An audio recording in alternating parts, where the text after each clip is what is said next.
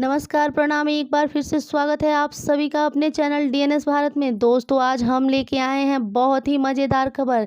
जानने से पहले अगर आप हमारे चैनल पर नए हैं तो चैनल को सब्सक्राइब करें और घंटी को दबाना बिल्कुल ना भूलें, जिससे हमारी आने वाली वीडियो सबसे पहले आप तक पहुंच सके। तो दोस्तों, बात करते हैं भोजपुरी के धांसू कलाकार नीलकमल सिंह व शिल्पी राज की। तो आए दिन इनके गाने सुपर डुपर हिट होते हैं। तो दोस्तों, आ गए हैं नीलकमल सिंह और शिल्पी राज अपने नए गाने को लेकर, जिसके बोल हैं धनिया कल रोपनिया। यह एक भोजपुरी रोपनी गीत है।